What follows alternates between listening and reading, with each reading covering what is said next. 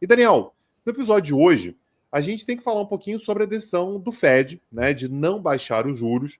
E a gente sabe, Daniel, que os juros eles são um certo termômetro de confiança, né? O que está acontecendo com a economia? Há mais confiança na economia, dá para baixar os juros, ou, olha, a gente está meio inseguro aí, o que pode vir pela frente, e os juros eles se mantêm ou podem ser elevados.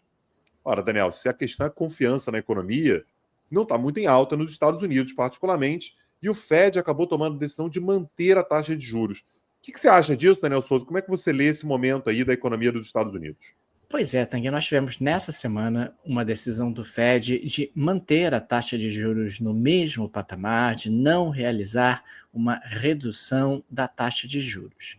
Existem dois elementos que precisam ser considerados. O primeiro é que você tem uma inflação nos Estados Unidos ainda acima da meta. A meta de inflação dos Estados Unidos é de 2%, e a inflação está girando ali perto de 3%, né, 2,9%, 2,8%, dependendo do mês que você faça o recorte. Consequentemente, o Fed observa que não está havendo uma tendência de declínio da inflação nessas últimas semanas.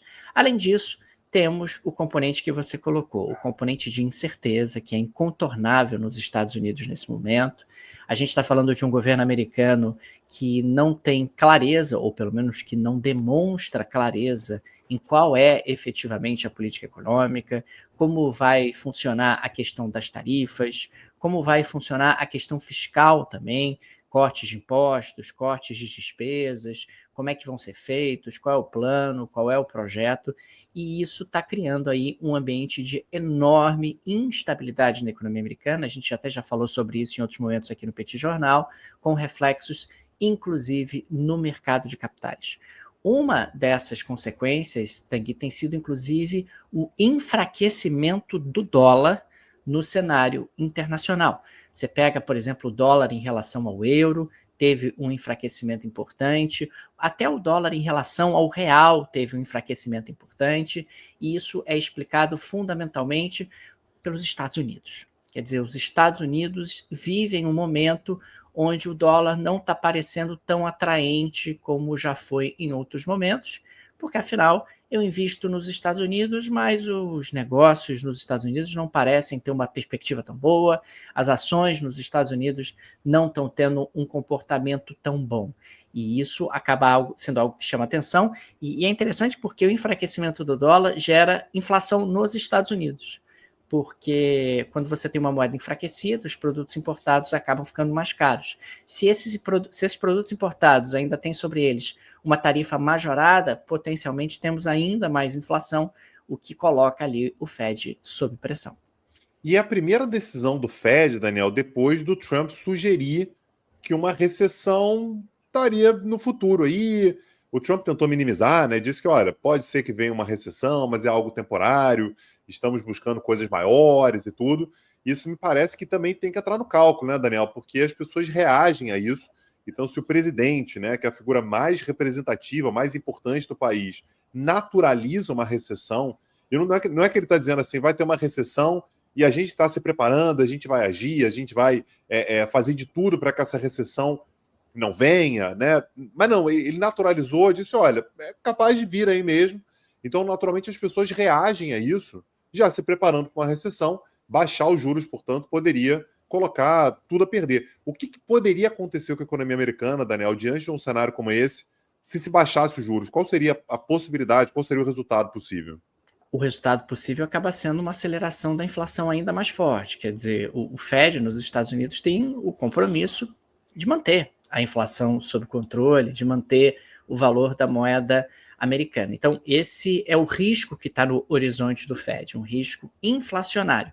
A inflação nos Estados Unidos não está na meta e não há nenhuma perspectiva de que ela esteja caminhando para a meta. Então, ainda mais com esses elementos de incerteza adicionais, não é confortável para o Fed, numa situação como essa, reduzir a taxa de juros. Agora, eu queria dar destaque também à reação do Donald Trump. O Donald Trump foi lá para a rede social dele, a Truth, e publicou o seguinte, abre aspas, o Fed estaria muito melhor se cortasse as taxas enquanto as tarifas dos Estados Unidos começam a se integrar à economia. Faça a coisa certa. 2 de abril é o dia da libertação da América, fecha aspas. Isso não faz nenhum sentido, não tem nem pé nem cabeça, porque tarifas geram mais inflação e colocam o Fed sob pressão. O Donald Trump sugere que tarifas ajudam o Fed a baixar juros. Não, tarifas atrapalham o Fed a baixar juros. Potencialmente, podem levar o Fed a aumentar juros. E é muito interessante como o Trump tem aumentado a pressão sobre o Federal Reserve. O atual presidente do Fed, o Jerome Powell, foi escolhido pelo Trump.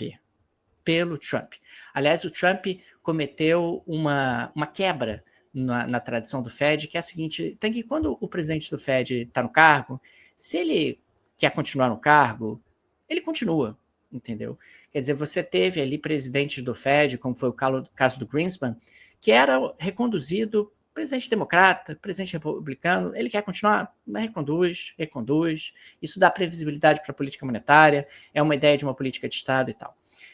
Nós tivemos a Janet Yellen, que durante o mandato do Trump, o primeiro mandato do Trump, acabou o mandato dela, e o Trump não a reconduziu, o que foi claramente uma quebra, e ela tinha sinalizado vontade de permanecer, e o Trump escolheu o Powell, que é o atual presidente do Fed. Veja você que foi reconduzido pelo Biden. E o Biden colocou a Yellen como secretária do Tesouro, que como uma forma de mostrar para ela, não, olha, vamos aqui oferecer até uma compensação, ela é uma técnica brilhante, e foi ali secretária do Tesouro, que seria o equivalente à ministra da Fazenda dos Estados Unidos. E o Trump agora fica criticando o Powell. De novo, o Powell foi ele que escolheu. Ele que escolheu o Powell. Porque o Powell não baixa juros, não é trabalho do Powell baixar juros para ajudar o Trump, né? Para eventualmente evitar essa recessão que o Trump fez referência em declaração recente. E ele vai aumentando a pressão, vai pressionando.